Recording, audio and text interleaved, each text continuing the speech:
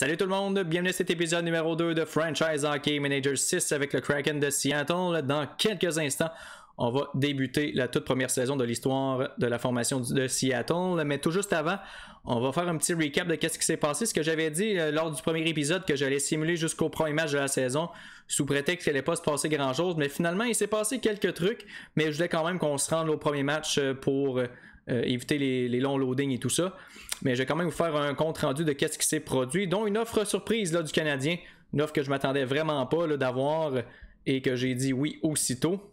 Je vais juste retrouver l'onglet de transactions. Je le trouve jamais. Bon. Ok, c'est ici. En fait, j'ai fait 2 transactions avec le Canadien. Tout d'abord, j'ai réussi à avoir leur choix de première ronde du repêchage de cette année en retour de Mathias Ekholm, un choix de 4, un choix de 3 et un choix de 5.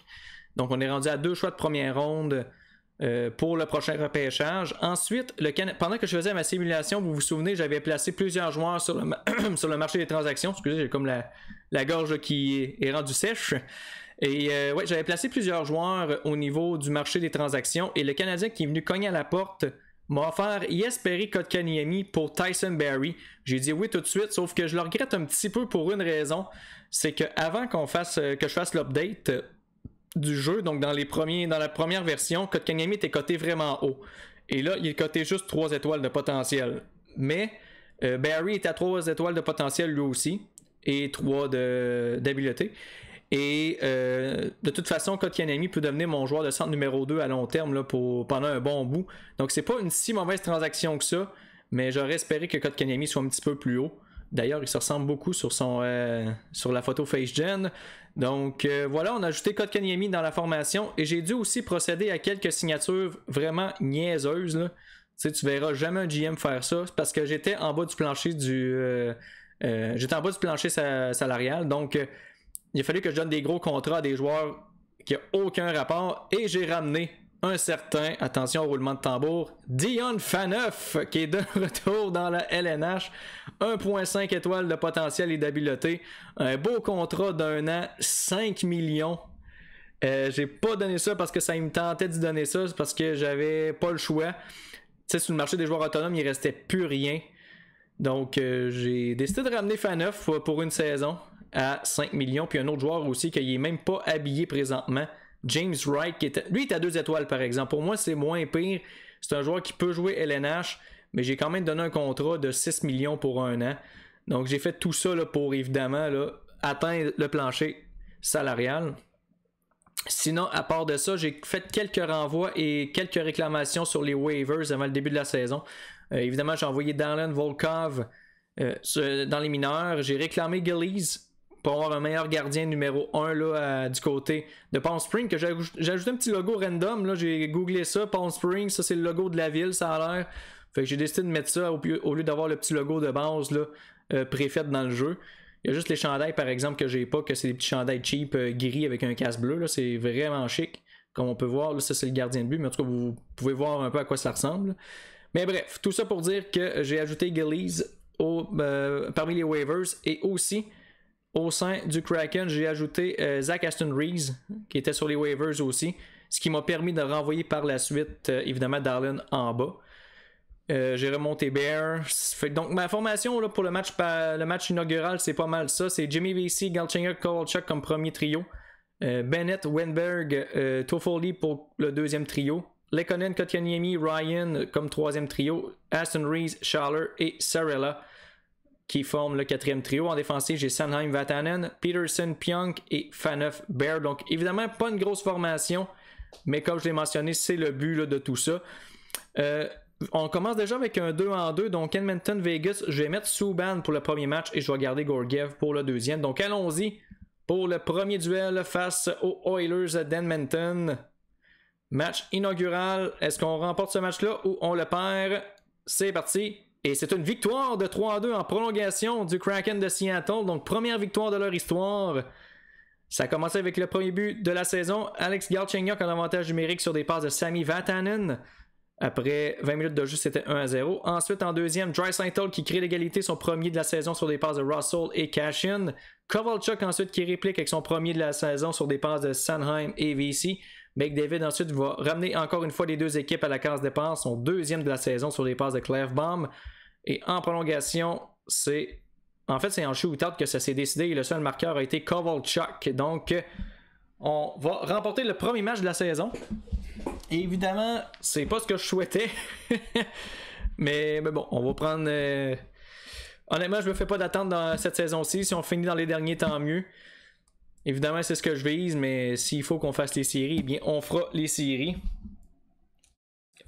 Faut juste espérer que les équipes qu'on a leur choix de première ronde, dont le Canadien présentement, aillent quand même bas au classement. C'est sûr que plus que la saison va avancer, plus que ça va être dur d'aller chercher des choix de première ronde des équipes qui sont dans le fin fond du classement. Là. Donc, honnêtement, nos espoirs se reposent pas mal sur le Canadien présentement. Puis là, on les a déjà améliorés en donnant pas Ellis, mais Ekholm et Barry. Fait que on s'est peut-être tiré un peu dans le pied. Mais les Canadiens qui sont 1-1 présentement.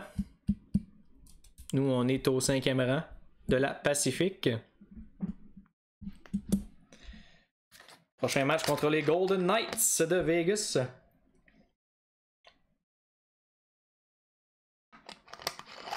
Eux, ils ont perdu leur premier match en temps supplémentaire plutôt. Donc, Malcolm Subban qui signe sa première victoire de la saison. Là, évidemment, on va remettre Georgiev devant le filet pour le duel contre Vegas.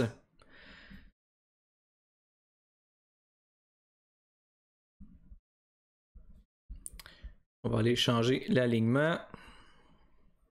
On va peut-être donner un peu de temps à Cody Ceci aussi pour le deuxième match. Donc Bear, on va mettre Ceci et Georgiev ici. Donc c'est parti pour le deuxième match, cette fois-ci contre Vegas. Premier match à domicile de l'histoire de Seattle. Un duel entre Marc-André Fleury et Georgiev. On simule le tout. Et cette fois-ci, on se fait dévisser 7-2 par Vegas. Donc, ça a commencé avec 3 buts du côté de Vegas en première période. Riley Smith, son premier de la saison sur des passes de Carlson et Marchessault. Ensuite, Pacioretty, qui va marquer ses premiers et deuxièmes. Son premier a eu des passes de Marchessault et Stone. L'autre but, c'est Schmidt et Stachny qui ont récolté les passes.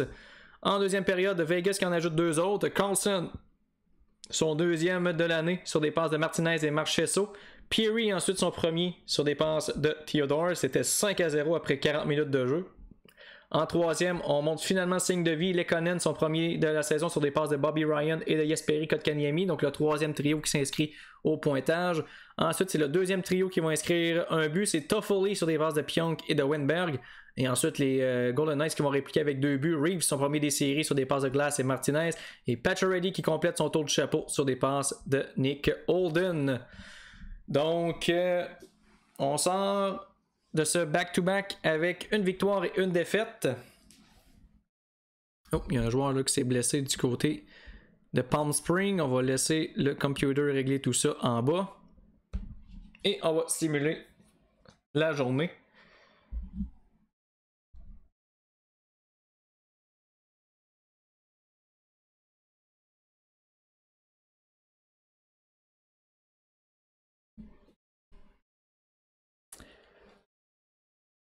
Donc Georgiev, là, à son premier départ, qui s'est fait ouvrir solide. Ceux qui se souviennent, je l'avais eu Georgiev avec ma partie avec Edmonton, puis ça avait pas, ça avait pas très bien fini. Mais je pense que j'avais eu un choix de première ronde pour, par exemple, en l'échangeant. Là. Mais ça, c'est une autre affaire aussi. Si je vois que Georgiev peut avoir de la valeur, si je peux aller chercher un choix de première ronde, je montrais Gillies au pire. Là. Puis dans le pire des cas, si je peux ramasser Askarov au draft, là c'est sûr que c'est de la projection à long terme. Là. Et là, les Canadiens qui sont rendus derniers de leur division, ça c'est une très bonne nouvelle. S'ils peuvent rester là, qu'on ait un choix top 10.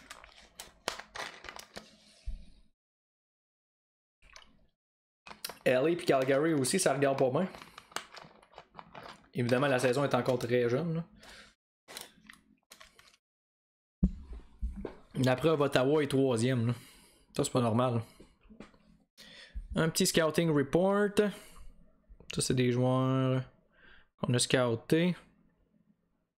Nick Suzuki qui a 4.5 de potentiel intéressant. J'avais pas une liste de draft aussi. Ah, c'est ça là ici.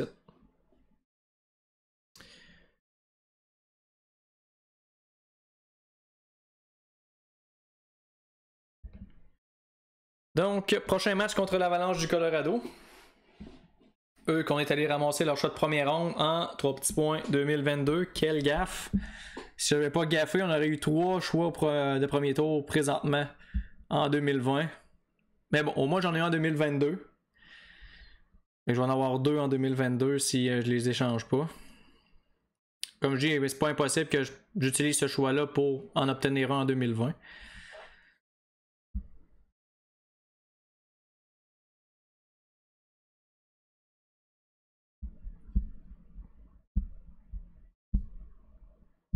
Colorado qui a 2 victoires, 1 défaite en 3 matchs. Canadien qui est remonté 5e dans leur division.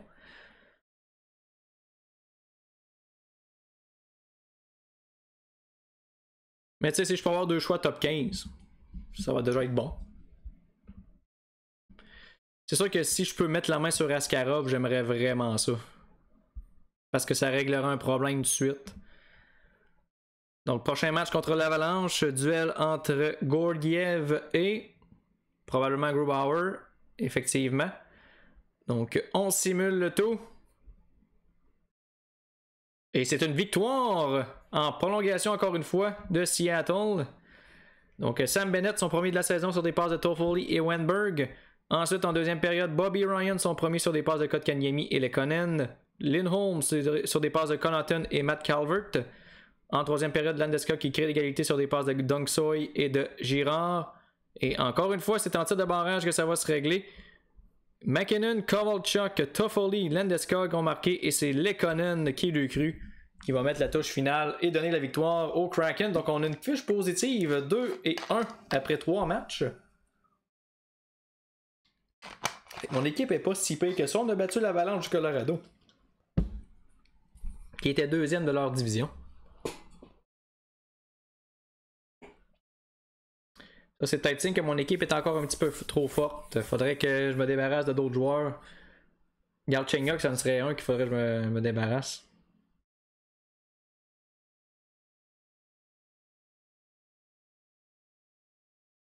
Sauf que la Pacifique, je sens que ça va être une division qui va être assez relevée, donc ça va être dur là, de crime. Calgary sont 0-4 à date, ça va pas mal pour les Flames.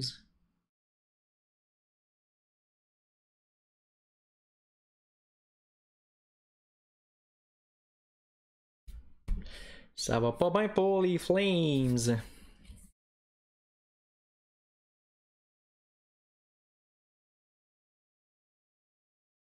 Il y a des bonnes chances que si ça continue de même, Lafrenière va se ramasser dans notre division, mais pas avec nous autres.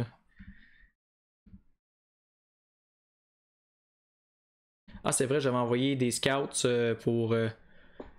Parce que je me suis gardé comme 2 scouts pour scouter des joueurs individuellement. Des joueurs que j'ai plus spotés, comme Peterson puis Noel Gondler. Là, je vais les renvoyer parce qu'ils ont à moitié rien scouté. Encore à D dans le niveau de scouting, donc on va renvoyer les scouts. Prochain match qui est contre les Capitals à Washington. On va voir comment les Caps, eux, se débrouillent depuis le début de la saison.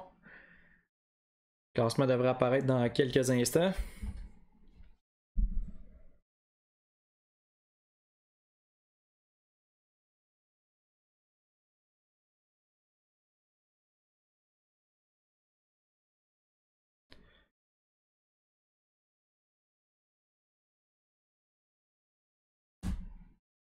Capitals qui sont 4e dans la métropolitaine, 2 victoires, 1 défaite. Mais la division est assez relevée dans la métropolitaine présentement. Là.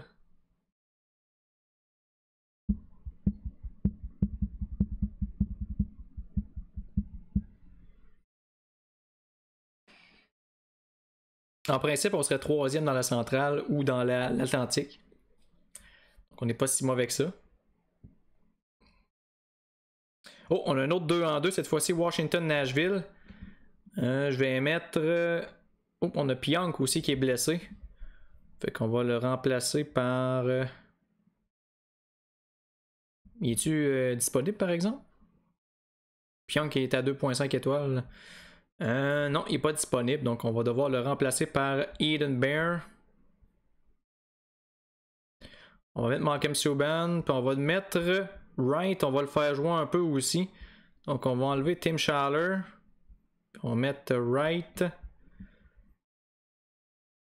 Et c'est parti pour le match contre les Caps. Match qui va être disputé à Washington comme je l'ai indiqué. Donc un duel entre Malcolm Subban et Braden Holtby. On simule.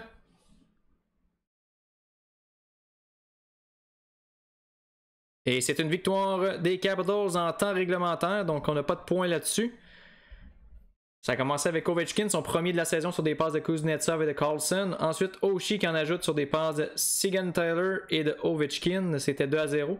Bobby Ryan qui va réduire l'écart sur des passes de Lekkonen et Jesperi Kotkaniemi. Jakub Vrana ensuite va redonner une priorité de 2 buts aux Caps sur des passes de Orlov et Carlson. Et Kovalchuk ensuite qui va réduire l'écart à 3-2. Mais il était trop tard sur des passes de Peterson. Donc on a perdu ce premier match-là du 2-2. Match à Nashville ensuite. Donc un autre match sur la route.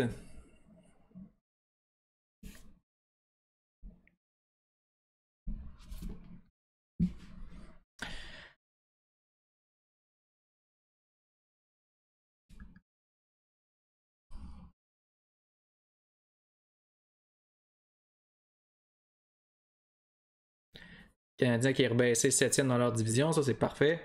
Nous on est baissé 7e également. Les Flames qui ont remporté leur premier match finalement. Après 5 matchs.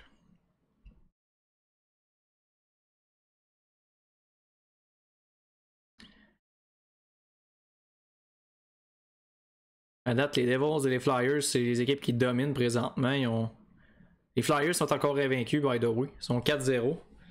Les Devils sont 4-1.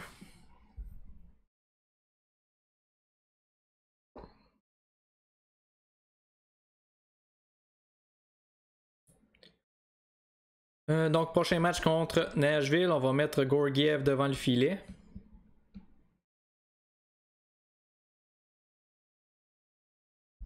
Pionk, est-tu disponible ou s'il est encore... Non, il est encore indisponible. Donc, c'est parti pour le duel contre les Preds. Duel entre Georgiev et UC Saros, deux gardiens qui sont en bas de 900. On simule. Et c'est une victoire convaincante des Preds 6-3. Cependant, on avait pris les devants 3-1 en première période. Bennett, son deuxième de la saison sur des passes de Peterson et Toffoli. Sanheim ensuite sur des passes de VC et Galchenyuk. Ryan en avantage numérique sur des passes de Galchenyuk et de Toffoli. Ensuite, les Preds qui vont amorcer leur remontée. Forsberg, son troisième sur des passes de Duchesne et de Arvidsson. 4 buts ensuite en deuxième pour Nashville. Tolvanen, son premier sur des passes de Tenordi et Daniel Carr, deux anciens du Canadien. Granlund ensuite son deuxième de la saison sur des passes de Ellis. Ensuite, il a marqué son troisième de la saison sur des passes de Johansson et de Turris. Et ensuite, Arvidsson là, qui va ajouter son deuxième de la saison sur des passes de Duchesne. C'était 5-3 à ce moment-là. Et en troisième, là, Jan Krok là, qui en ajoute une. Jan Krok plutôt sur des passes de Corbinian, Holzer et de Mikael Granlund. Donc 6-3, la victoire des Preds. Et Lekkonen ensuite qui s'est blessé. On n'aura pas le choix de rentrer Schaller. Donc on va remplacer Lekkonen par Tim Schaller. Voilà. On va cliquer sur continuer. Donc on a perdu les deux matchs 2-2.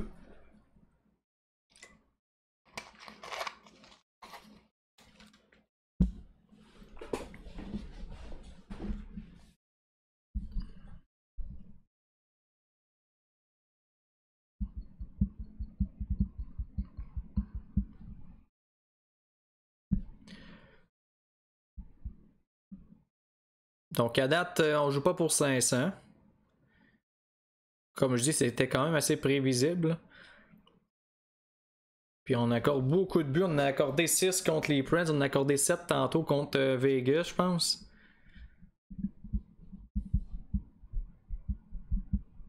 Mais tu sais, évidemment, on n'a pas vraiment des gardiens de but d'élite non plus. Puis notre défensive est plus que suspecte. Là.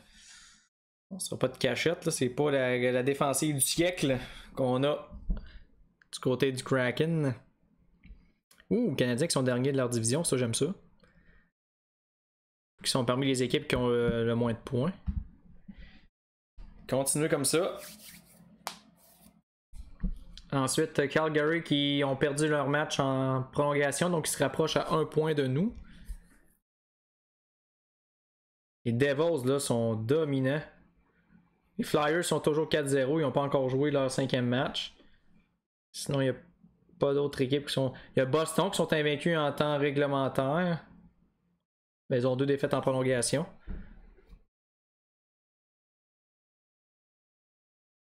Mais les Devils là, sont dominants cette année. Vancouver sont pas mauvais non plus.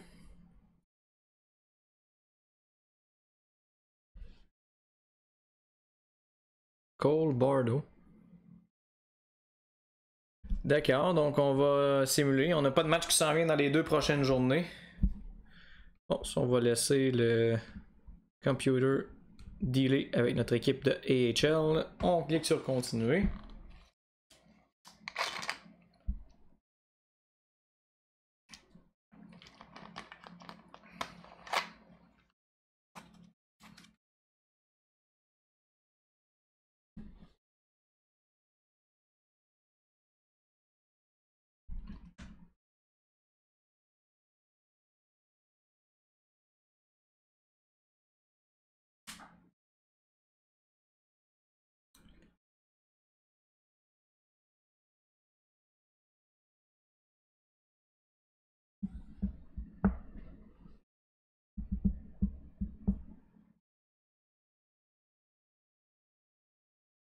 Donc, pour le repêchage, comme je dis, stratégie, c'est sûr que le but d'avoir plusieurs choix de première ronde, c'est d'avoir une base à chaque position.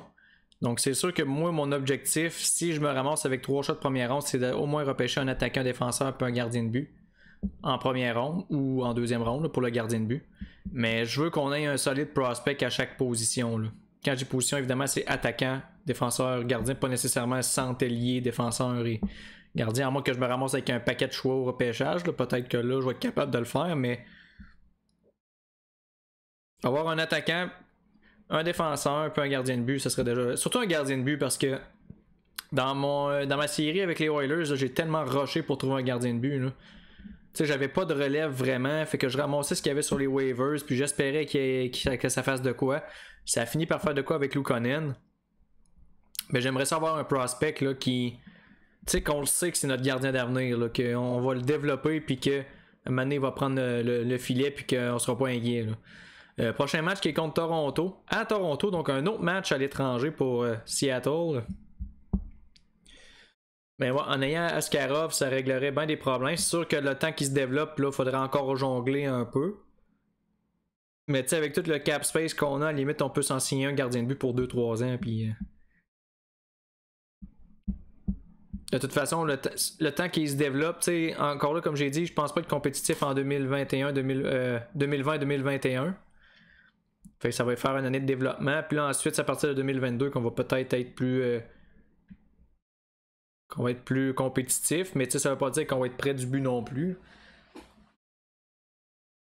On va peut-être faire les séries, mais puis faire peut-être une ronde ou 2, puis ensuite débarquer.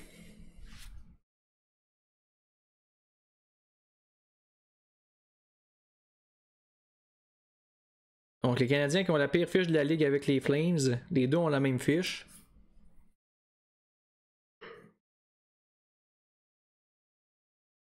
Les Sabres ont le même nombre de points, mais ils ont 2 matchs de moins de jouer. Ah, Philadelphie qui sont toujours invaincus en temps réglementaire, tout comme Boston. Ils ont la même fiche les deux, 4-0-2. New Jersey, eux, sont 5-1. Bon, Scouting Report, est-ce qu'ils ont scouté? Mais non, que c'est pas eux autres pantoute. Bon, Pyong qui est prêt à revenir au jeu. Alors, on va le ramener. On va juste baisser ici. On va remplacer ici par Neil Pionk.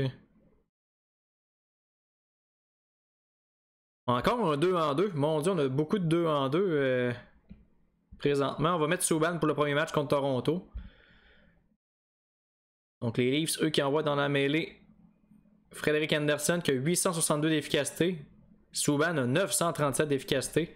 On simule. Et les Leafs qui nous perdent 6-3. Donc autre défaite pour Seattle. Andreas Johnsson qui inscrit son 3e de la saison sur des passes de Mitch Marner et Morgan Riley. Galchenyuk ensuite inscrit son 2e sur des passes de Vatanen et VC. Philippe Schlappick qu'on avait échangé pour justement CC sur des passes de Kapanen et Rolson. Ensuite, c'est le festival Austin Matthews en 2e. Là, il a marqué son 7e et 8e de la saison. Son 7e, c'est sur des passes de Marner et Johnsson. Et son 8e sur des passes de Nylander. Tavares ensuite qui marque son 3e sur des passes de Riley et Mikheyev. Ensuite, Toffoli qui résout l'écart sur des passes de Bennett et Wenberg. Ça, c'était en 2e. 5-2 après 40 minutes de jeu. En 3e, Tim Schaller, son premier sur des passes de Sanheim et Galchenyuk. Et Riley qui complète dans un filet désert sur des passes de Mikheyev pour faire 6-3. Donc, on a échappé le premier match du 2-2. On joue ensuite contre New York. Je ne sais pas si c'est les Rangers ou les Islanders. On va le savoir dans quelques instants.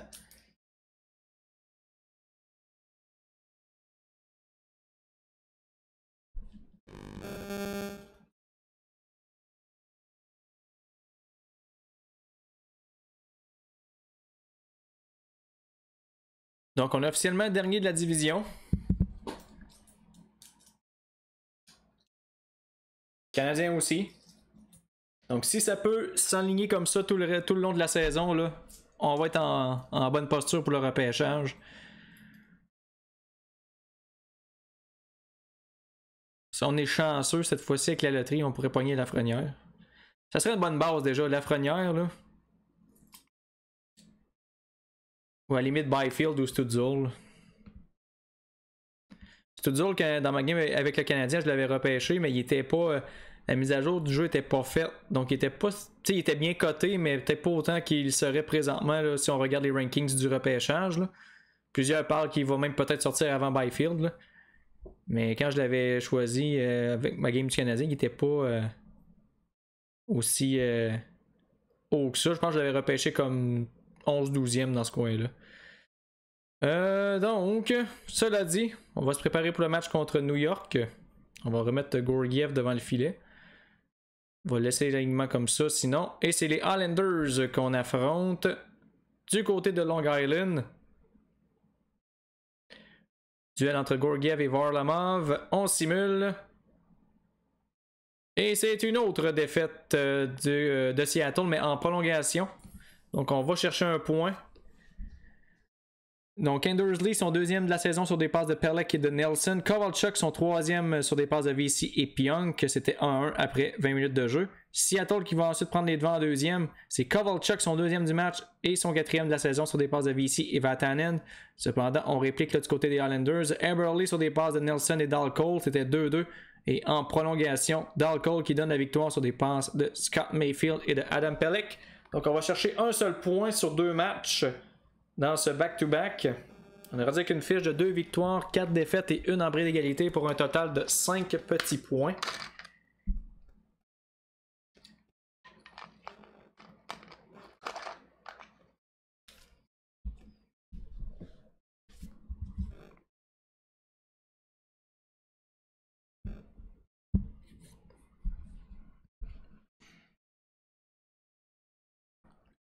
Mais ouais, mettons mon repêchage de rêve, là. Si on réussit à avoir nos 3 choix. Puis qu'on a, mettons, 3 choix top 15, là. Je sais que ça arrivera pas, là. Mais premier choix, mettons Lafrenière, après ça, Drysdale, puis Askarov. Ça serait 3 solides picks pour vrai. Est-ce que ça va arriver? J'ai des doutes. Surtout présentement, on a rien que 2 choix dans le top 15, puis ça va être dur d'aller chercher le 3e, là. Faudrait que j'essaie de faire une transaction là. Mais tu sais, tu parles avec les Hurricanes, avec Buffalo ou Detroit ou ces équipes-là, puis ils voudront pas. Là. Ils savent qu'ils sont mal partis et que ça s'enligne pour être une longue saison. À noter qu'on n'a aucun joueur là, dans les statistiques parmi les leaders, donc ça en dit long. On marque pas beaucoup de buts. À date, c'est Kovalchuk là, qui est pas mal sûr qui est notre meilleur buteur.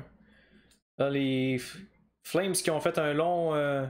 ont fait un bond de quelques places. C'est les Kings qui sont à égalité avec nous. Montréal demeure dernier de leur division. Montréal a la pire fiche présentement de la ligue. Ça, c'est ça que ça nous prenait. Imagine que le Canadien finisse dernier, il aurait pas avoir Lafrenière, le sauveur québécois. Mais nope, c'est nous autres qui ont leur choix.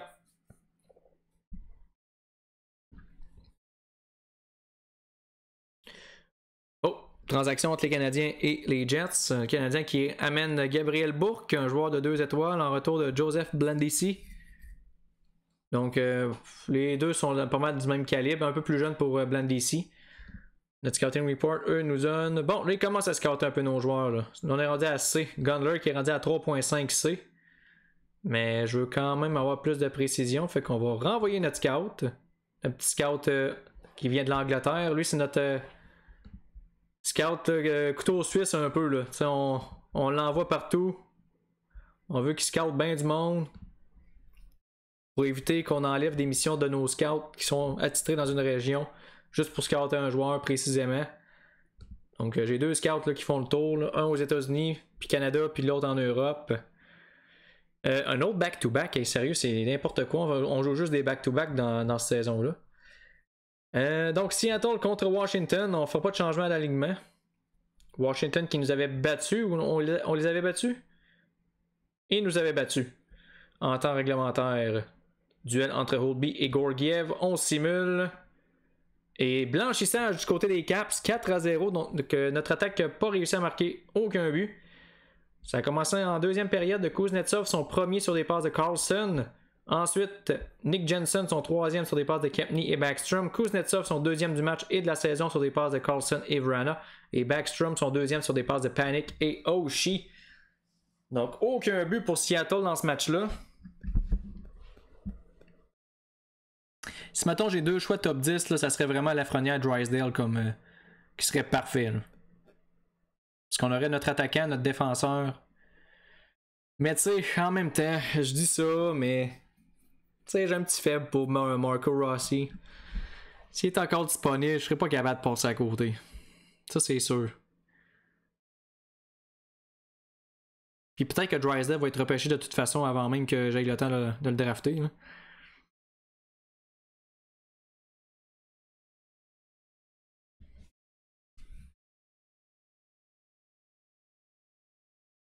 Mais bon, comme je dis, là, c'est de la projection à très long terme. Là, transaction entre les Flames et la Caroline. Edmondson qui passe aux Flames. En retour de Mark Jankowski. Donc, les Flames qui sacrifient un joueur de 2.5 étoiles pour Joel Edmondson. Bon, on va envoyer Subban dans la mêlée. Lekonen, on va attendre qu'il soit à 100%. Galchenyuk qui est à 60%. Et bon, il y a plusieurs joueurs là, au niveau du fit, là, c'est dégueulasse. Donc, match cette fois-ci du côté de Seattle. Ils nous avaient battu lors du premier match 6-3. Est-ce qu'on peut avoir notre revanche? Et oui, on bat Toronto, mais en prolongation. Donc, ça a commencé avec le 3e de la saison de Wennberg, pas de Wennberg, mais de Bennett sur des passes de Wennberg et Toffoli. Ensuite, Dermott qui crée l'égalité sur des passes de Rolson et Tavares. Galchenyuk son 3e en avantage numérique sur des passes de Vatanen. Seattle qui crée l'égalité, c'est Kerfoot sur des passes de Kapanen et Rolson. Et en tir de barrage, encore une fois qu'on a gagné, Kovalchuk et Galchenyuk ont été les 2 marqueurs. Les Leafs, eux, ont raté leurs 2 tirs. Donc, victoire en tir de barrage. Je me demande si nos 3 victoires n'ont pas été acquises justement en prolongation. Il me semble que ça fait quelques fois qu'on remporte des matchs en tir de barrage. Donc on donne des points gratis aux autres équipes, c'est correct. Si Toronto était proche de Montréal, ben là au moins ils vont pouvoir s'éloigner d'un point.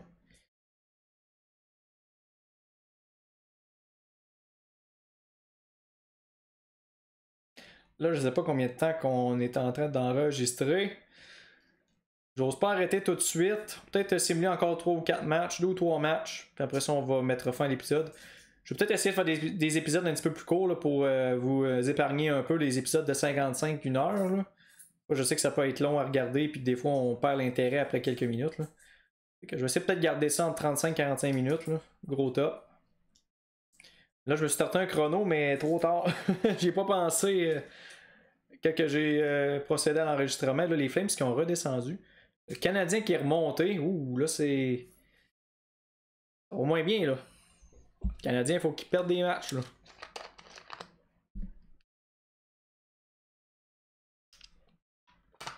Les Collins seraient prêts à revenir. On va l'insérer au sein de l'alignement. On va scratcher Schaller. On va remettre les Collins à 3. On a encore 2 journées de congé. C'est ça, on a souvent des 2 matchs collés, après ça 2 journées de congé. 2 matchs collés, 2 journées de congé.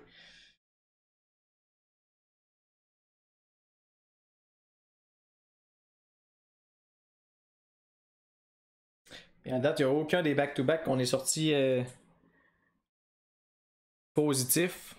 Dans le sens que soit qu'on perd les 2 matchs ou on va chercher 1 point sur 4, mais à date, on n'est pas très performant dans les back-to-back, ce qui est une bonne chose dans un sens.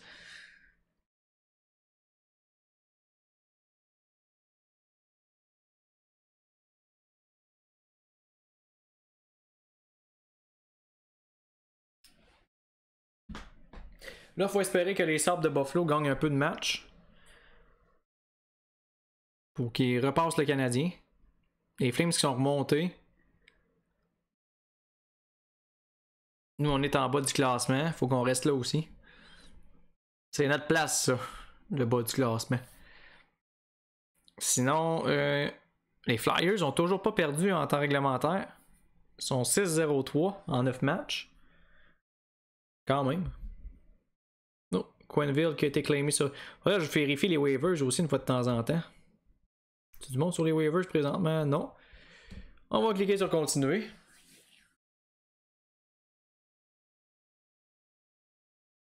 On a 3 jours de suite sans match. Visiblement, c'est vraiment tout ou rien. Soit qu'on joue 2 matchs en 2 jours, ou bien soit qu'on n'en joue pas pendant quasiment 3 jours.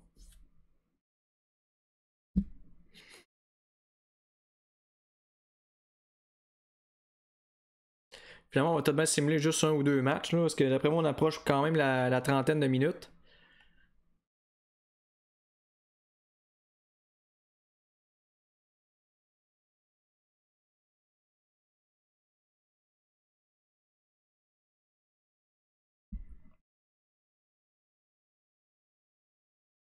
Oh, Canadien qui est rebaissé 7e, mais Buffalo là, qui reste là, eux autres aussi.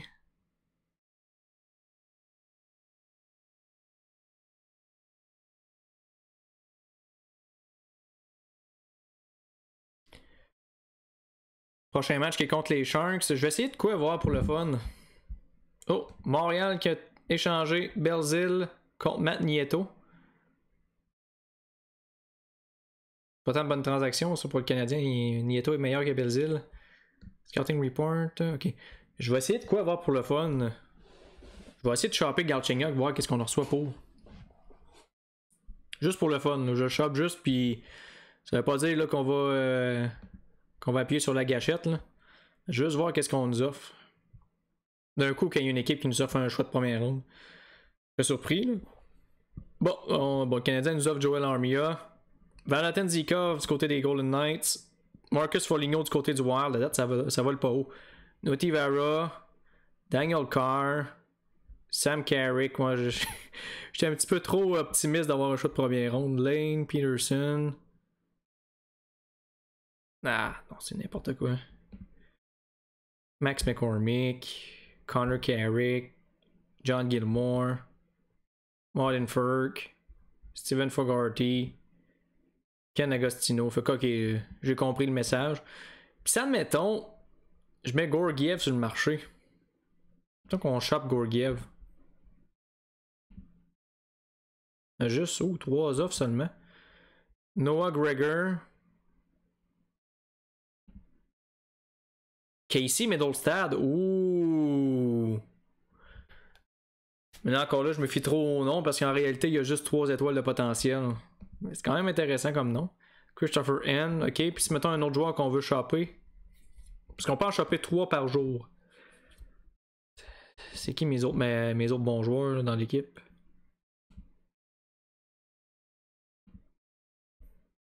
Toffoli, mettons. Oh, regardez ça. Kotkaniemi est rendu à 5 étoiles de potentiel. Oh! Là, la transaction de Barry, puis il est rendu à 2.5. La transaction de Barry vient de nous sourire drette là. On va mettre Kotkaniemi, c'est la deuxième. Ça a changé carrément. On est passé d'un gars de peut-être 3 étoiles. C'est peut-être nos scouts qu'il avait pas très bien scouté, là. Mais wow! Si Kotkaniemi devient vraiment 3.5 et plus, ça va être déjà une grosse win. 3 passes en un match pour Keke jusqu'à maintenant. Mais wow! OK. Merci, Canadien. On va le prendre que ça passe. Bon, cela dit, c'est vrai, je voulais choper un dernier joueur, mais là, je choperai pas Kotkaniemi. Mettons en termes de potentiel. Ouais. J'ai pas grand joueur à choper finalement. Mettons Toffoli pour le fun. Là. Juste pour dire qu'on regarde des offres. Là. On a quand même quelques offres pour Toffoli. Mais ça sera pas. Bon, Emile Juice, c'est qui ça au juste 25 ans? Non, ça c'est un gros nom. Anaheim, Desato, San Jose, non, non. Tobias Reader, ça va être correct. Justin Brown, Daniel Brickley, Turner Elson. Non, fait que rien du tout. Mais, la transaction de Barry Kotkaniemi est en train de nous sourire. Là. Je trouvais aussi que 3 étoiles, c'était quand même bas pour Kotkaniemi. C'est pas une superstar, mais pour un choix 3e overall, là, je trouve, qui est encore tout récent, là, quand même juste 2-3 ans qu'il a été drafté.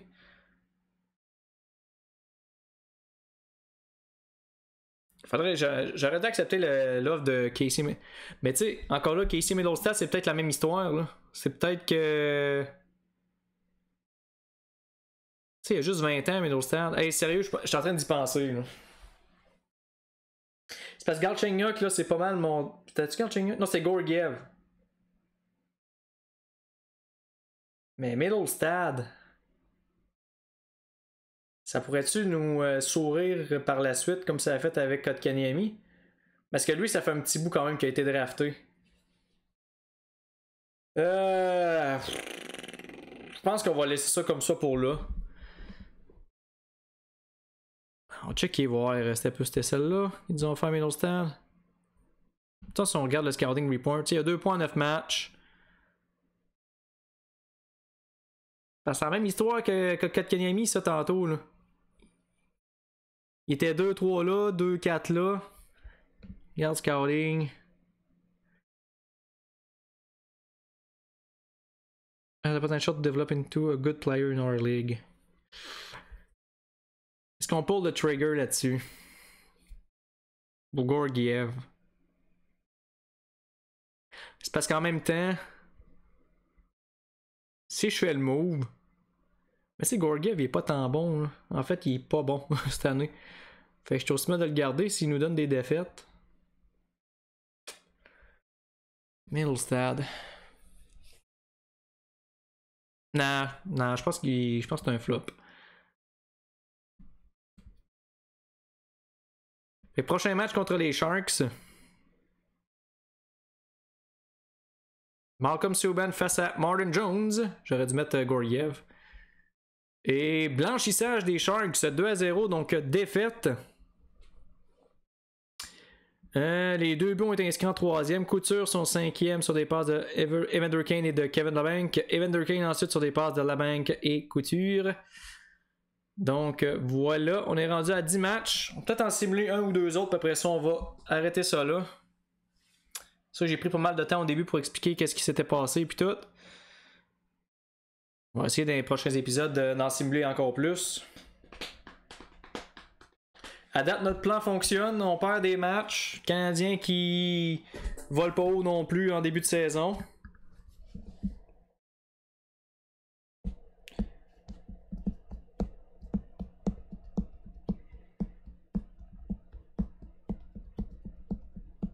Ce que j'aurais dû faire... Mais attends un peu, j'ai 14 jours pour répondre à la transaction. Regardez bien ce que je vais faire. Je vais envoyer un scout. Scouter Middlestad, voir.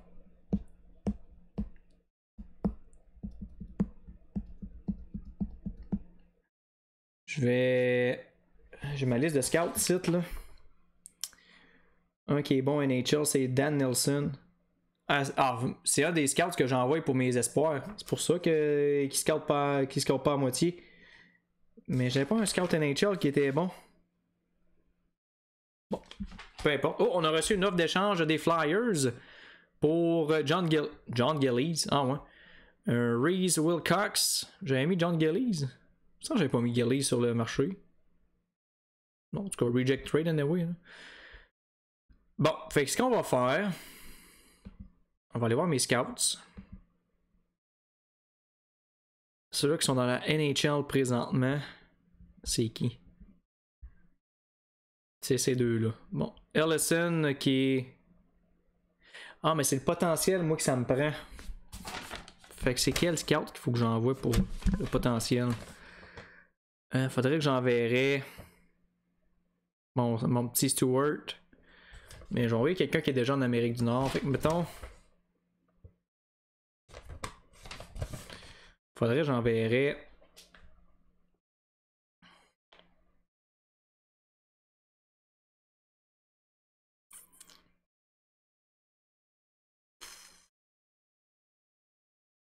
Je vais envoyer... Brownlee. Curtis Brownlee, il fait quoi lui dans la vie? Lui, il scout la WHL. Mais attends un peu. Attends. On va clairer lui pour là. On ira leur scouter Gondler tantôt. Là. Mais là, moi, j'ai besoin des informations. C'est ça, j'ai 14 jours pour compléter le trade. On va envoyer lui, le scouter comme du...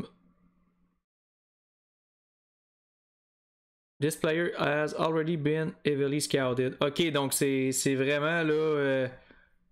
Ok.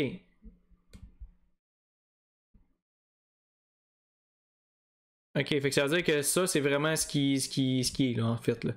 C'est bon, fait que ça vient de répondre à ma question. On va jouer le dernier prochain match contre les Devils, puis ensuite on va arrêter ça là. Comme je dis, là, je vise. Là, on doit pas mal déjà être rendu à 45-50 minutes. Là, je m'en excuse d'avance, là, mais pour les prochains épisodes, je vais vraiment essayer de me tenir entre 35 et 45 minutes. Là. Puis je vais me partir un timer. Je l'oublie tout le temps, le maudit timer. Parce que moi, ça me dérange pas. Je pourrais faire des longs épisodes, mais c'est plus pour vous que je peux comprendre qu'à un moment donné, des épisodes de 55 minutes, tu sais, faut que tu prennes une heure quand même de ta journée pour regarder ça. Là. Fait que je peux comprendre que ça peut être parfois un peu plate de passer autant de temps à regarder un épisode. Tu sais, 35 minutes, c'est moins pire un peu. Là. C'est sûr qu'en même temps, on avance moins vite dans ce temps-là. Bon, fait que le Canadien et nous, on est la deuxième pire fiche de la ligue. Il y a juste Buffalo présentement qui sont pires que nous. On va espérer que Buffalo step up un peu. Faudrait leur envoyer un petit coup de main. Ah, on a un 2 en 2. Est-ce qu'on joue le 2 en 2? On arrête ça là. On va les jouer rapidos, les 2 en 2. Là. Fait que, attends, on va envoyer Georgiev pour le premier match.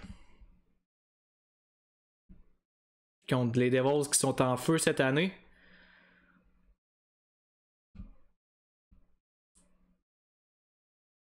Et attention, c'est une défaite en temps réglementaire du côté de Seattle. Donc, les marqueurs Wedberg sur des passes de Vatanen, Palmieri sur des passes de Ishir et Goussiev, Souban son premier sur des passes de Gusev.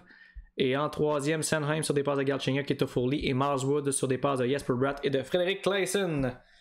Peterson qui s'est blessé pour les 3 prochains mois. Nice. On avait besoin de ça. Fait qu'on va l'envoyer sur la injury list. Et on va envoyer un défenseur qui peut aller à gauche. Monter Faneuf. Bear, peux-tu jouer à gauche? Pas si pire. 14. C'est pas l'idéal, mais 14. Puis CC, lui, peux-tu jouer à gauche? 14. Bon, ben, that's it. On envoie CC. On va pas se faire suer avec les positions de défenseurs. Là. Ah, mais attends un peu. Vatanen, lui, peut jouer à gauche. C'est vrai. On va l'envoyer ici. Et on va mettre Pionk, Bear et CC. Il me semble que c'est ça. Vatanen peut jouer à gauche, me semble. On va regarder pour être sûr. Là. Oui, même qu'il est meilleur à gauche. Donc on va le laisser là. On va mettre Subban ensuite. On va faire continuer. On va simuler vite vite le match contre LA et ensuite on va se laisser là-dessus. Fait comme d'ailleurs, tout le monde a claqué une coupe de balle avant de souper.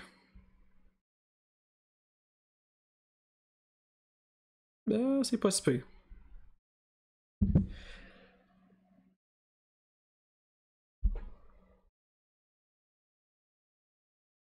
Canadien qui se distance des Sabres de Buffalo, ça c'est pas une bonne nouvelle.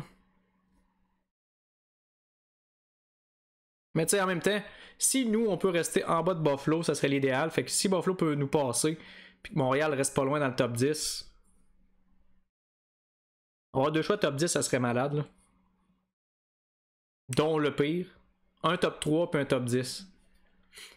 Fait qu'on aurait au moins un joueur entre Stützle, Lafrenière ou Byfield. Puis ensuite, on aurait d'autres. Non, Scouting Report, Dylan Peterson. Ah, c'est ça, Dan Nelson, il est pas bon pour scouter des joueurs. Il faudrait que je l'enverrais dans NHL, mais ça, je vais faire ça au pire en dehors des enregistrements. Là, on va se débrouiller pour faire le prochain match. Donc, contre les Kings, du côté de LA, duel entre Subban et Quick. Quick qui est en feu présentement. Et on perd 8-3. Donc, grosse volée pour terminer. On regardera même pas le sommaire, je pense. Ça vaut pas la peine. Donc, Dustin Brown qui a un match de 3 buts de passe. Donc, à date, après le premier épisode de la saison régulière, on a une fiche de 3-8-1. Donc, tout va sur des roulettes, comme sur des roulettes, là, présentement. Notre équipe en arrache, c'est parfait. Canadien qui en arrache aussi, c'est parfait. On vient de faire le trade du siècle avec Kotkaniemi et Barry. Hey, ça, j'en reviens pas encore. Là. Sérieusement. Puis c'est eux qui m'ont offert ça, c'est même pas moi qui est allé les voir. Moi, je simulais comme si rien n'était. Maintenant, whoop, je vois une offre de transaction, puis je vois le Kotkaniemi. Tabarouette, Bergevin. Le reset qui est terminé, puis c'est vrai.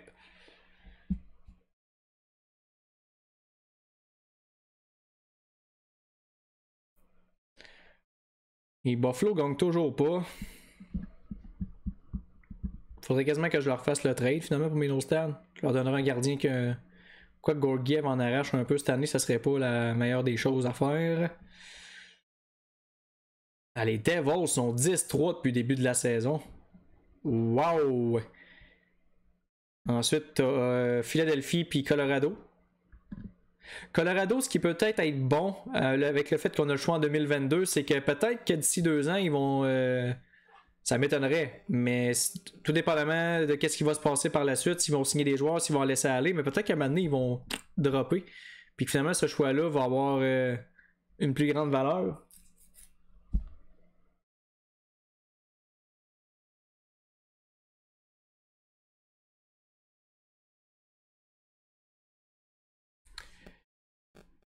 Donc, on va juste terminer le loading pour voir c'est quoi le message là, qui nous attend. Et ensuite, on va se laisser. Donc, après, finalement, je vais avoir fait une 50aine de minutes encore, mais bon. La prochaine fois, je vais vraiment me mettre le timer à temps.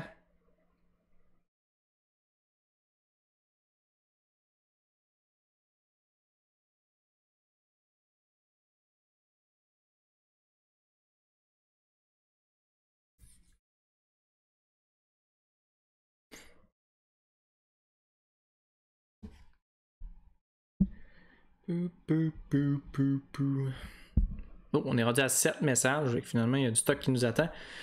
Il y a du stock, mais rien de vraiment important de ce que je peux voir. Non, fait que delete all messages. Donc voilà ce qui conclut l'épisode numéro 2 de Franchise Hockey Manager 6. Un gros merci à tous ceux qui suivent encore ça avec beaucoup d'attention. On se retrouve probablement la semaine prochaine là, pour l'épisode numéro 3. Je pense pas de filmer ça d'enregistrer ça en fin de semaine. Là, je vais prendre un petit break. Donc on se retrouve la semaine prochaine pour l'épisode numéro 3. À la prochaine!